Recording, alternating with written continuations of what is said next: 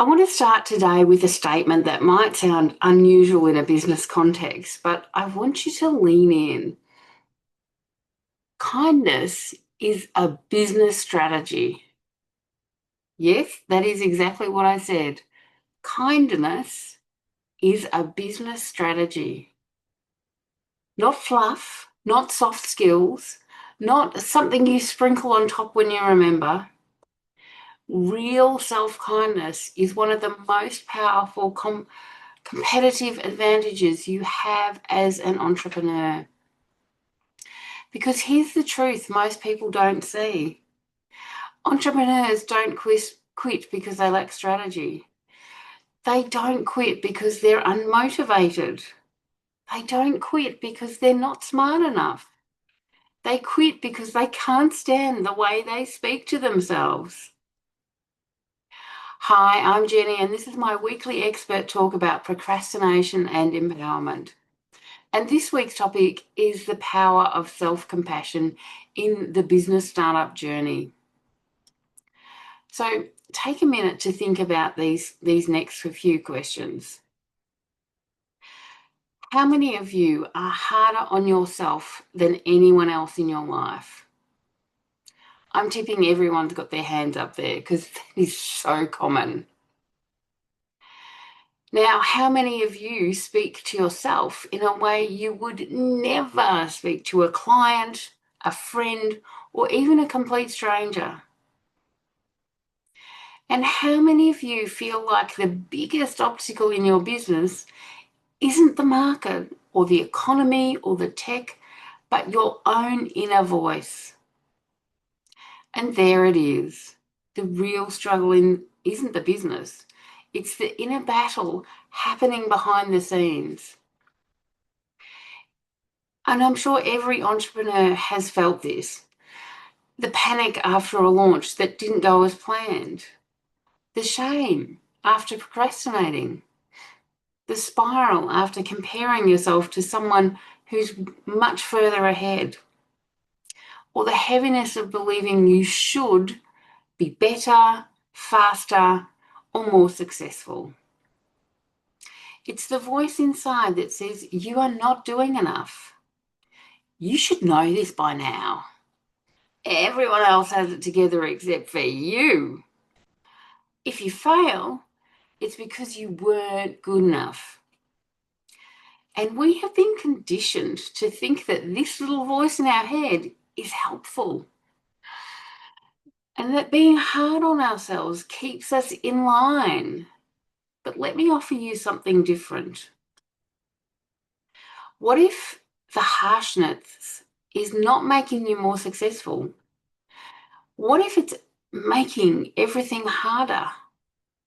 What if the thing you think is motivating you is actually burning you out? And what if replacing that harshness with self-compassion is not weakness or indulgence, but the key to staying consistent, making clearer decisions, bouncing back after setbacks, showing up with courage, and building a business you actually want to keep? Because here's something nobody is telling you.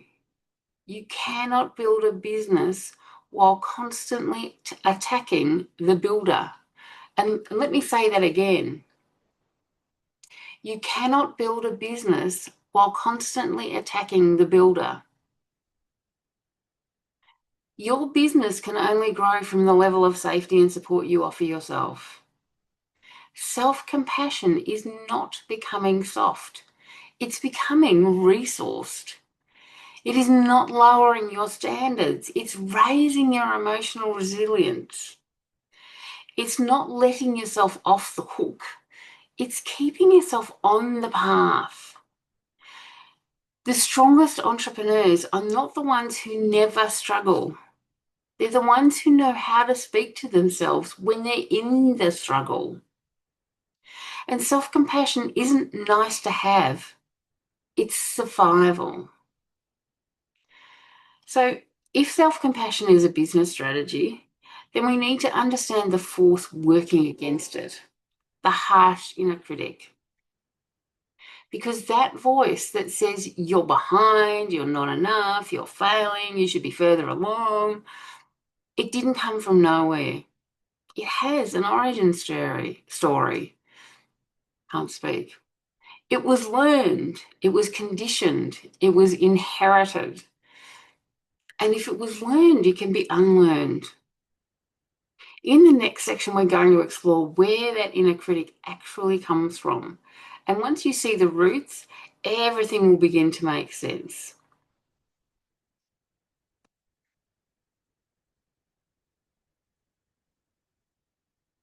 Before we can shift how we speak to ourselves, we have to understand where that harsh inner voice came from. Because you were not born with it. No baby looks up and says, I should be walking by now. I'm behind. I'm not good enough. No, we learn self-criticism.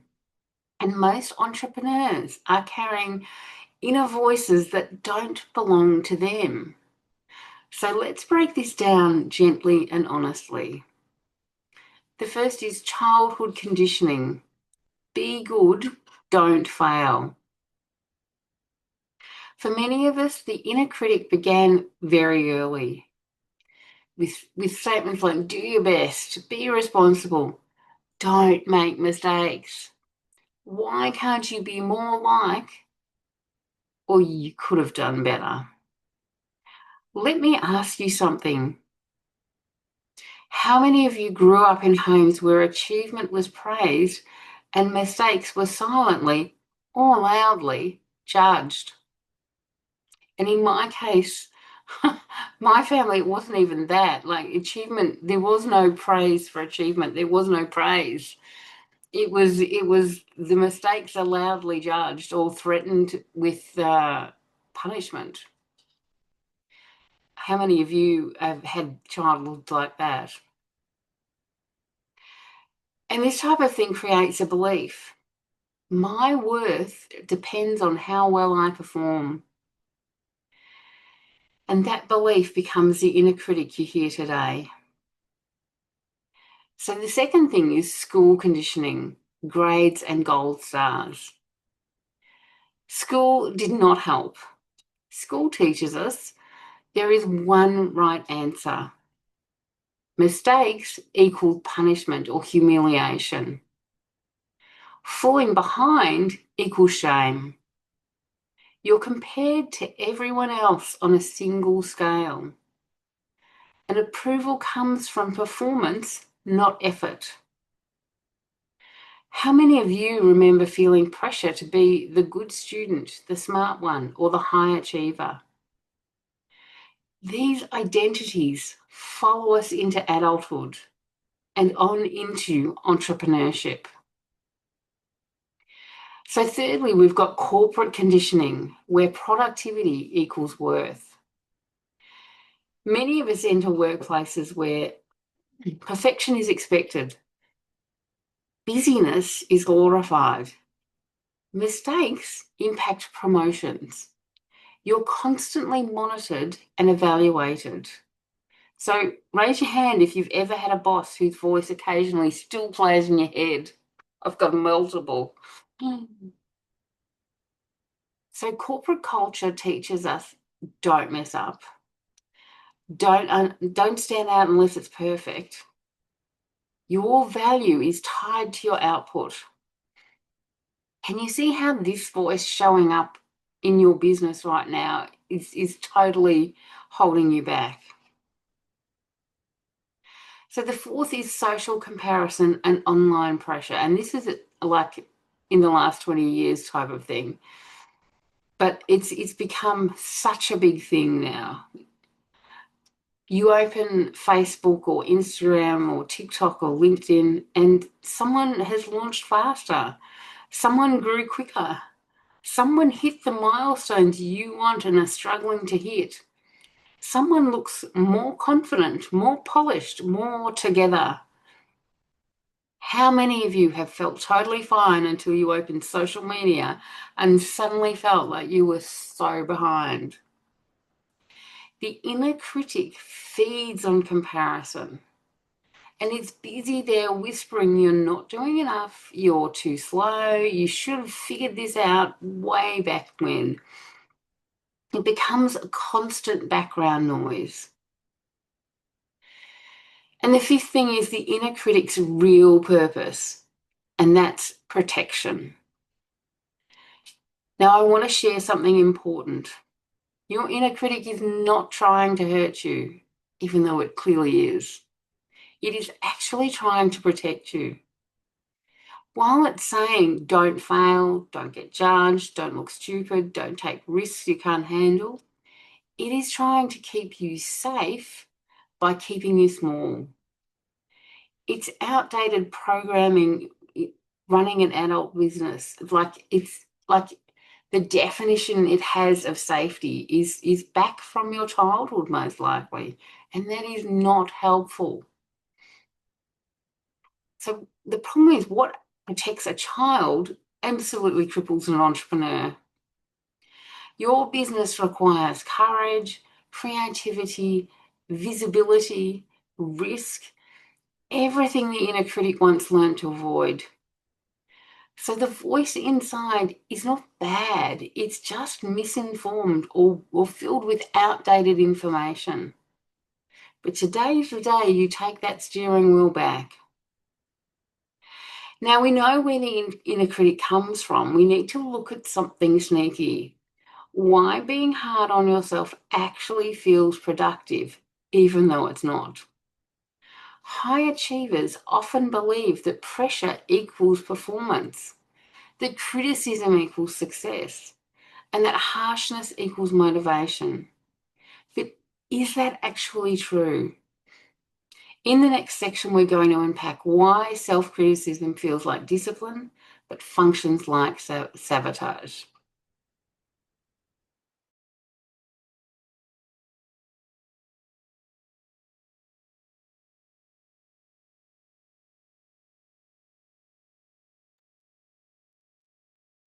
So we've talked about where the inner critic comes from. Now we need to talk about why so many high achievers believe something that seems completely illogical, or seems completely logical, wrong one, completely logical. If I'm not hard on myself, I won't succeed. If I'm not hard on myself, I won't succeed. Does that sound familiar?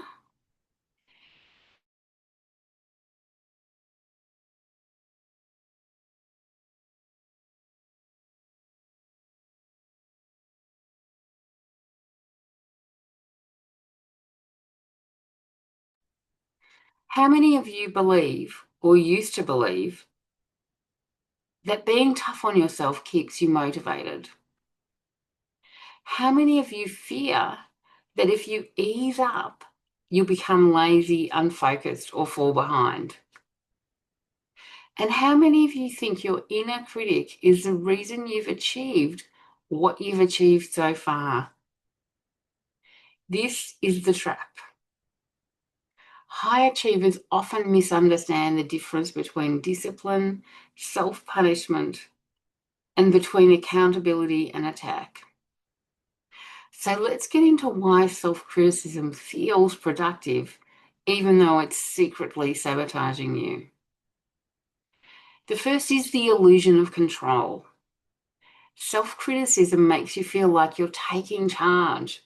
When something goes wrong, the inner critic jumps in and says, fix it, do better, work harder. It gives the illusion of productivity. But here's the question.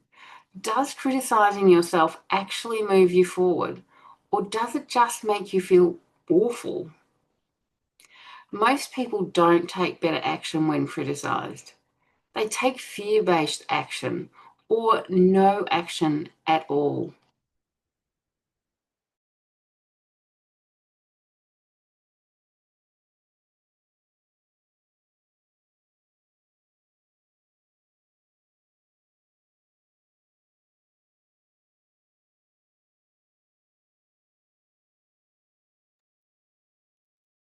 So the second thing is the myth that pressure equals performance. Many high achievers grew up with messaging like, don't disappoint us. You should know better. You could have done more. So pressure becomes a familiar emotional environment. Think about this. Who here performs well under pressure but collapses afterwards? Yep. Pressure can create short bursts of performance, but it cannot fuel a sustainable business. You can sprint under pressure, but you cannot run a marathon under pressure. And entrepreneurship is a marathon. So the third thing is self-criticism mimics discipline. Self-criticism often disguises itself as responsibility, ambition, high standards, excellence. But let's have a look at that. I want you to think about something. When you mess up, which voice in your head gets louder? The supportive one or the punishing one? So when you mess up, which voice in your head gets louder? The supportive one or the punishing one? And then ask yourself, which voice actually helps you get back up faster? Which voice actually helps you get back up faster? Exactly. Self-criticism feels like discipline, but discipline is consistency. Criticism is fear, and they are not the same. The fourth thing is the neurobiology, why self-criticism backfires. So let me simplify the science. When you criticize yourself harshly, your brain activates the threat system. Cortisol spikes, your subconscious tightens up, creativity shuts down, decision-making becomes reactive, and your body enters fight, flight, or freeze syndrome. So when your brain is in survival mode, do you become more creative or less? Do you show up more confidently or do you want to hide? Self-criticism doesn't make you better. It makes you smaller. Now compare that to what self-compassion activates. The care system, which increases resilience, emotional regulation, innovation, problem solving, courage, and clarity. And this isn't about being nice. This is neuroscience. So the truth, you don't succeed because of self-criticism. You succeed in spite of it. Here is the mindset shift I want you to sit with. You didn't achieve amazing things because you bullied yourself. You achieved them because you cared, you showed up, you tried, you worked hard, you believed in something, and you kept going. Your inner critic didn't help you succeed. You succeeded despite the inner critic. Now imagine, just imagine what you could do without that weight on your back. So if you removed self-criticism from your business for just 1 month, do you think you would perform worse or better?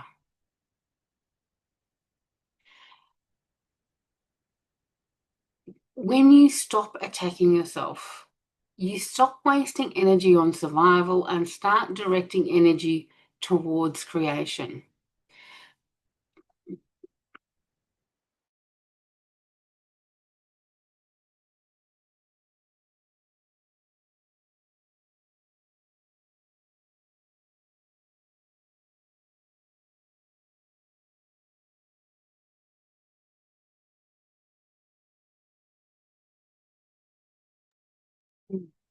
Now that we've dismantled the myth that self-criticism is productive, we need to talk about the alternative, self-compassion.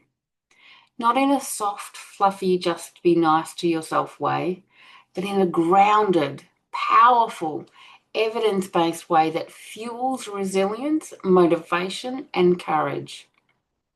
In the next section, we'll unpack what self-compassion really means, what it doesn't mean, why most people misunderstand it, and how it can become one of your strongest business tools.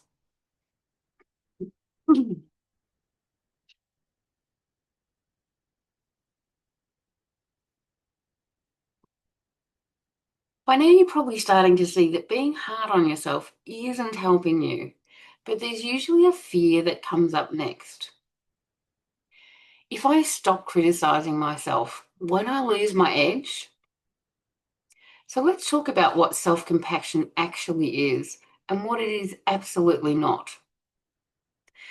Because most people misunderstand it completely.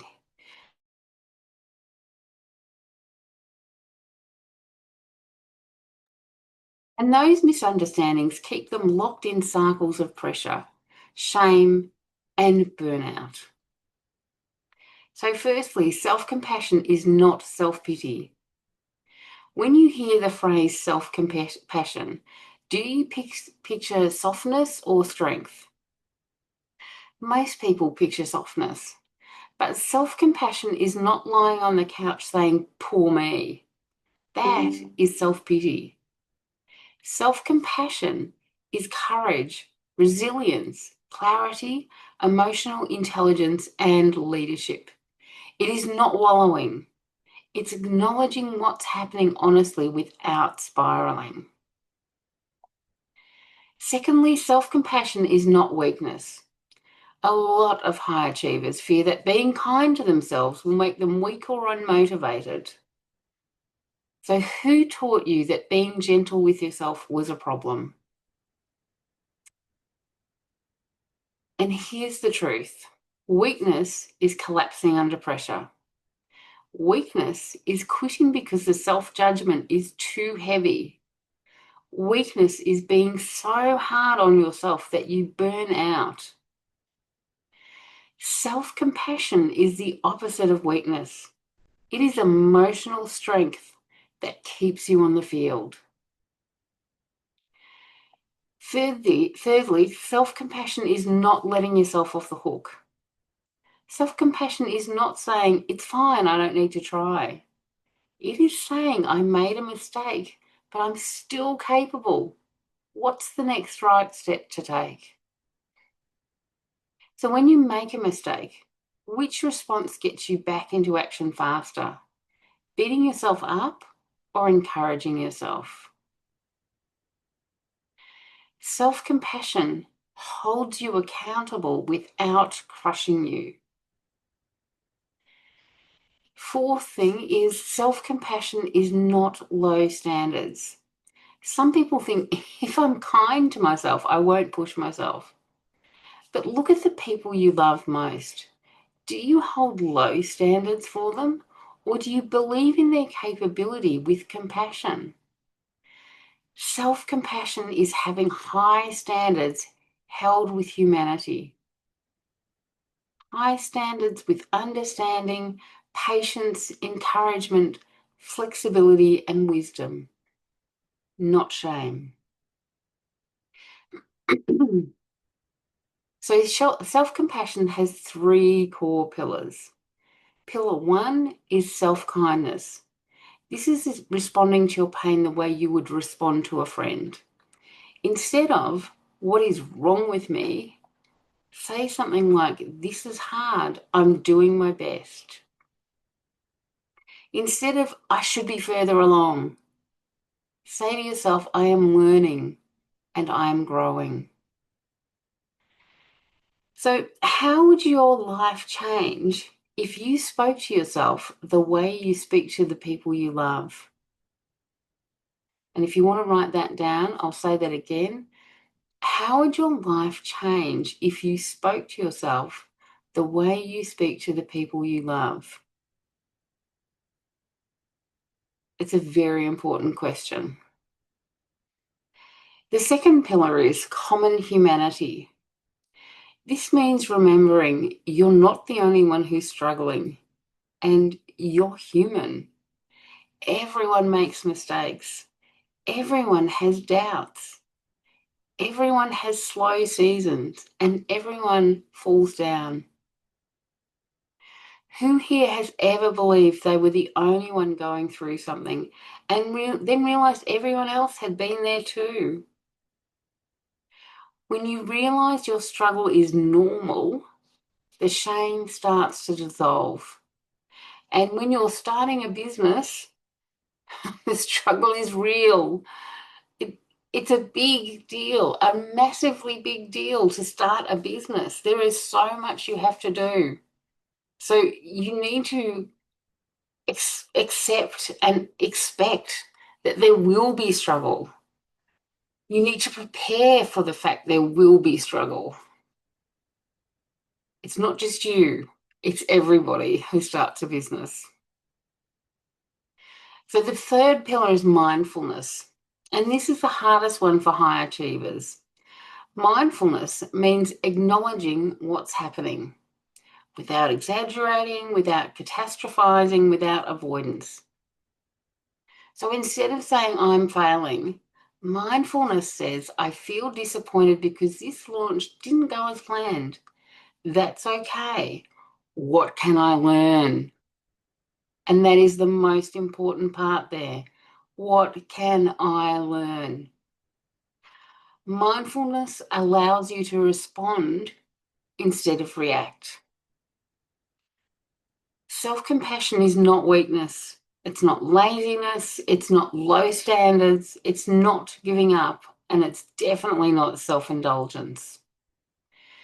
Self-compassion is courage, emotional resilience, stability, clarity, accountability, leadership, and strength. So now that you understand what self-compassion truly is, we need to talk about why it is so powerful in entrepreneurship. Because self-compassion isn't just a nice personal practice. It directly affects your performance, consistency, confidence, creativity, and long-term success. In the next section, we're going to explore the practical, measurable ways self-compassion makes you a more effective, more resilient, and more aligned entrepreneur. By now, you've seen that self-compassion isn't weakness, it's strength. But I want to take this one step further. Self-compassion doesn't just make you feel better, it makes you perform better. It makes you create better, it makes you lead better, and persist longer.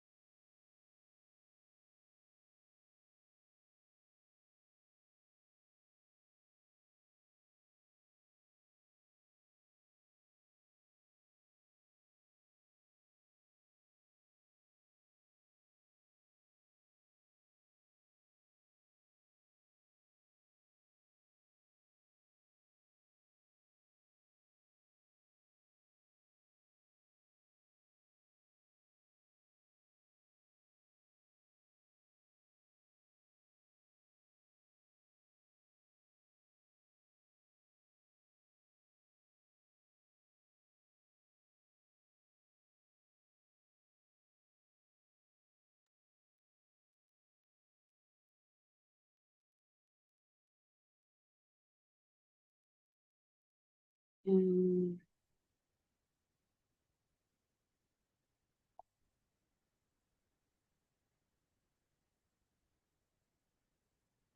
okay. By now, you've seen that self-compassion isn't weakness, it's strength. But I want to go one step further. Self-compassion doesn't just make you feel better, it makes you perform better, create better, lead better, and persist longer. So let's break down how self-compassion transforms you as an entrepreneur. The first thing is self-compassion increases resilience. Every entrepreneurial journey is filled with setbacks, mistakes, delays, awkward first attempts, failed launches, learning curves, and pivots. Self-criticism makes you crumble under these moments. Self-compassion helps you recover from them. So let me ask you, think of a time you made a mistake or had a setback. Did beating yourself up make you bounce back faster or slower? Self-compassion is your bounce back power. It's what helps you say, that was hard, but I can keep going. The second thing is self-compassion boosts creativity. Creativity cannot survive in a climate of shame. When you're terrified of messing up, you stay small, play safe, avoid risks, repeat old ideas, and hide your gifts. But when you are kind to yourself, you create psychological safety. And psychological safety fuels innovation. When do your best ideas usually come? Is it when you're tense and afraid, or when you're relaxed and open? And I think every one of you knows that answer. Self-compassion opens the door for creativity to flow. The third thing is self-compassion improves decision-making. The worst business decisions come from panic, shame, rushing, fear of being behind, and I have to fix this right now. Self-criticism puts your subconscious into fight or flight mode. And in that state, you react, you don't think. Because the part of your brain that normally does the thinking has completely shut down and is all the energy is focused on like reacting and taking very, very quick action. Self-compassion grounds you. It helps you pause. It helps you respond in alignment, not fear. And it gives you the internal stability to make clear, wise decisions. The fourth thing is self-compassion creates healthy discipline. And here's a powerful truth. Self-compassion doesn't replace discipline. It makes discipline sustainable. And let me repeat that because that's really important. Self-compassion doesn't replace discipline. It makes discipline sustainable. Self-criticism creates all or nothing cycles, burnout collapse patterns, perfection paralysis loops, massive action exhaustion quitting. Self-compassion creates consistency, steady progress, long-term momentum, emotional safety, and a compassionate comeback whenever you fail. How many of you have abandoned a goal because your self-judgment was heavier than the actual work? I'm definitely in that category. Self-compassion doesn't let you off the hook. It helps you stay on the hook without breaking. So the fifth thing is self-compassion strengthens confidence. Confidence isn't built by telling yourself, I should be better. Confidence is built by knowing I can handle mistakes. I can learn as I go. And most importantly, I can trust myself. Self-compassion creates internal trust. And when you trust yourself, you show up differently. You show up bolder, clearer, more visible, more grounded, and more courageous.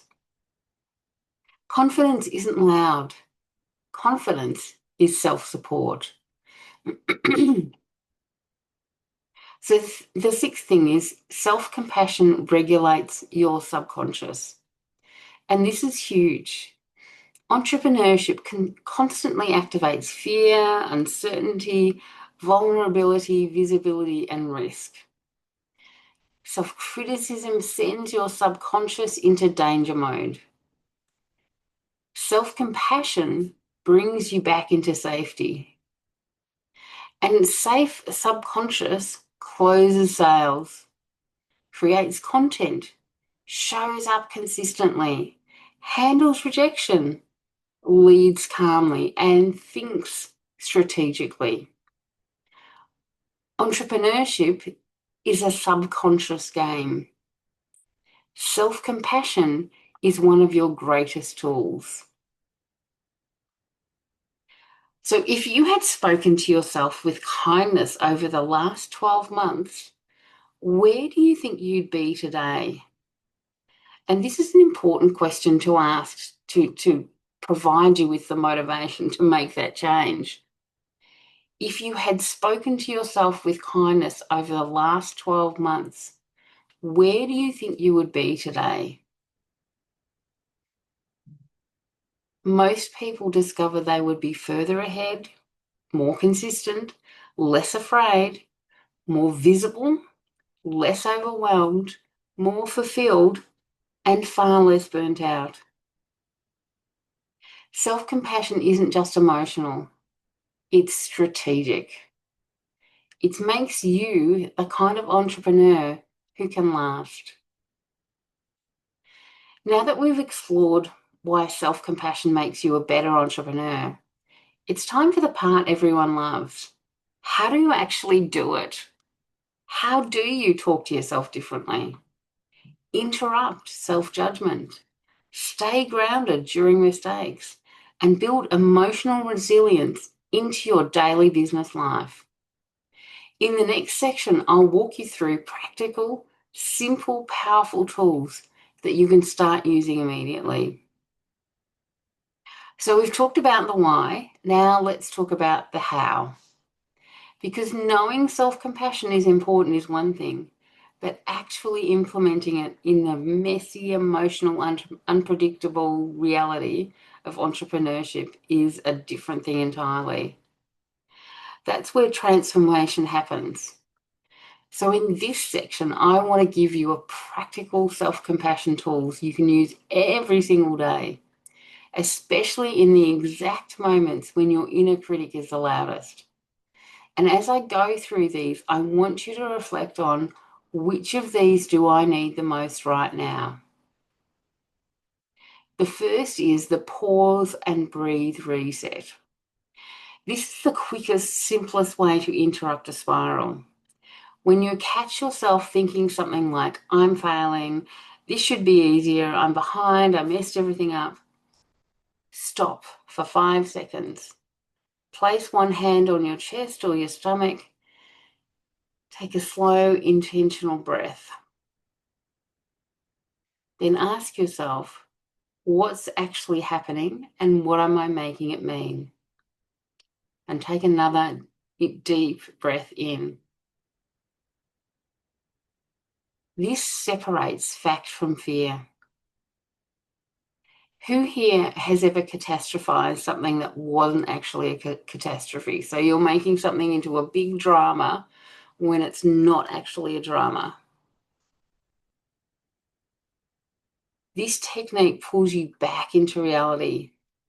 The slow, deep breathing, that actually helps to calm you down and bring you out of drama. I've got a very itchy ear today. I don't know why. So the second thing is the compassionate question. This is one of the most powerful tools in the self-compassion toolkit. In any difficult moment, ask yourself, what would I say to a client or loved one in this exact same situation? And this works so well because your subconscious is not set up to deal with deception in this question. This is something you'll get a straight, honest answer. Entrepreneurs are often kinder coaches than they are humans. So if your best friend came to you saying what you say to yourself, would you ever respond the way you respond to you? And I'm tipping there's no one's hand in the air there, because we just are not, we're not set up to be like as mean to other people as we are to ourselves. So why should you deserve less kindness than the people you support? And there is no reason you should. So the third thing is rewriting the inner script. Self-passion, can't talk. Self-compassion is a skill. It's a muscle, a language. You won't get it right every day, but you can start shifting the inner dialogue. Try replacing I'm failing with I'm learning. So if you hear yourself saying I'm failing in there, your inner critic saying I'm failing, say thank you, no thank you, I'm actually learning. Or if it says I should be further ahead, say something to it like I'm building at my pace. If it says something like I messed up, say no thank you, this is part of the journey. I'm not good enough. Replace that with I'm growing into my potential. So which phrase do you tend to say to yourself most often? And what's a self-compassionate alternative that you could use instead? So this is a really important thing to, well, in fact, write it down if you can. Which phrase do you tend to say to yourself most often? And what's a self-compassionate alternative you could use instead? If you can prepare yourself for whatever your inner critic says to you most often, prepare something to replace that statement with, but also prepare and like a bridge. So what I was saying there is thank you for that, thank you for saying that, but I'm not going to go that way. I'm going to say this instead. So you're acknowledging your inner critic, because your inner critic is a part of you. It is a part of you, and you need to acknowledge it and accept it as being there. And to encourage it to change, you need to be nice to it. I know it doesn't feel right, and I've mentioned this previously, that I've been given advice by some experts saying, to actually be mean to the mean voice. It doesn't work.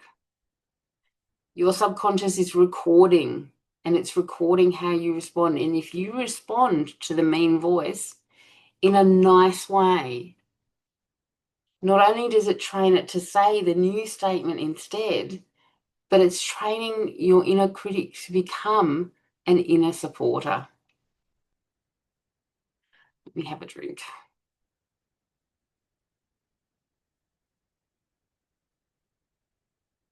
So the fourth thing is the gentle accountability check. This tool is for the high achievers who think self-compassion means lowering standards. It doesn't. The gentle accountability sounds something like, okay, that didn't work. What's my next step? I didn't show up the way I wanted to. How can I support myself better tomorrow?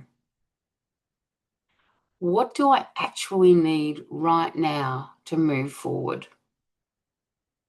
It's accountability without shame, correction without cruelty. It's acknowledging that something's not where you want it to be, it's not gone the way you want it to be, but you're not bashing yourself up for it. You're acknowledging it and looking for lessons and looking for the next thing to do to put yourself back on the right path. So what would you change in your business if your accountability came with encouragement instead of pressure? Think about that. What would you change in your business if your accountability came with encouragement instead of pressure? The fifth thing is emotional first aid, the 3-question check-in. When you are feeling overwhelmed, ask yourself, what am I feeling? Name the emotion without judgment. What do I need? Do I need rest, reassurance, clarity, or support? And then what's the smallest next step I can take? And essentially keep it tiny. Your subconscious is much less prepared to deal with tiny steps than with really big steps. So it is the secret to overcoming procrastination, taking tiny steps, because tiny steps are not going to generate the massive amount of fear. There might be a teeny tiny little amount of fear, but because you're not going very far out of your comfort zone, your subconscious isn't prepared for that. It doesn't have the boundaries for that. So it helps you move forwards. And this is how you self-regulate in real time. So let me go over those three questions again. What am I feeling? What do I need? And what's the smallest next step I can take? So the sixth thing is self-compassion anchors.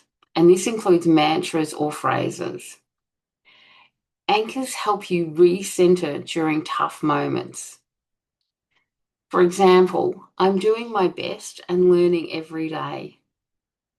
It's safe to be imperfect. I can handle this. I don't need to rush. I'm building something real. I am allowed to be a beginner. And let me maybe go through some of those again. I'm doing my best and learning every day. It's safe to be imperfect. I can handle this. I don't need to rush. I'm building something real, and I'm allowed to be a beginner. Think about which phrase resonates the most with you right now and why. Because that might be a message for you of what you really need most. The seventh thing is micro celebrations, the antidote to not enough yet. High achievers are notoriously bad at celebrating progress. They're always looking ahead, never acknowledging how far they've come. And so often the celebration is put off until you finish a massively big goal. And often when you have a massively big goal and you're a high achiever, your subconscious will be busy extending the goal out. Whenever you get a little bit close to the end, it'll be extending it, redirecting it, moving it out. So you never get to the part where you celebrate. A micro celebration looks like taking 10 seconds to acknowledge a small win. Even texting a friend to say, I did the thing, or saying, I'm proud of myself before you go to bed. Pausing to feel a moment of gratitude for your growth. So think about what did you accomplish in the last 30 days that you haven't given yourself credit for. There's probably a lot of things. And I would, in fact, encourage you at the end of the day to write down a list of the things you achieved in the day, because you may be surprised how many things you actually did and how much you even achieved. But even if it's just one thing you did, celebrate it, acknowledge it. When I first learned how to do this, it was suggested to me like I should acknowledge things like putting the dishwasher on. I sometimes delay doing that. So the idea was if I celebrate putting the dishwasher on, I'm more likely to put the dishwasher on because there was a good feeling with the celebration. Celebration adds encouragement to go back and do that thing again or to do more like things. This is what self-compassion feels like. It builds emotional momentum. Self-compassion isn't something you do once. It is a daily commitment to speak to yourself with kindness. And that's, encouraging your inner voice to actually start doing that automatically, which it will do. The more you speak to yourself with kindness, the more you will speak to yourself with kindness in your inner voice. It also helps to regulate your subconscious and make changes in your subconscious programming. It supports your growth, it builds emotional safety, and gives yourself permission to be human. It's not about perfection, it's about presence. Imagine if every time you stumbled, instead of collapsing into shame, you lifted yourself up. Imagine how far you could go.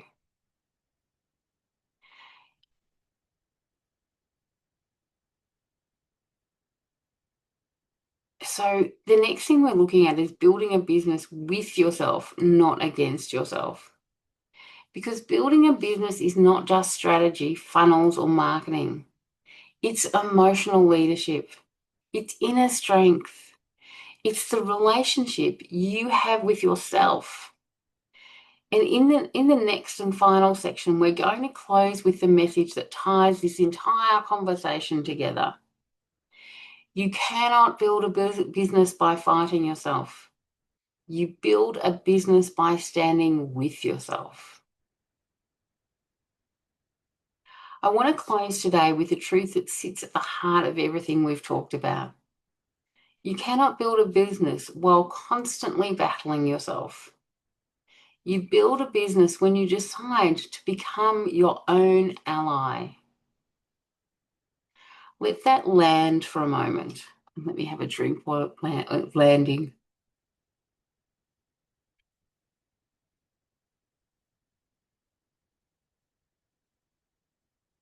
For so many entrepreneurs, especially high achievers, the hardest part of the business isn't the strategy, it's yourself.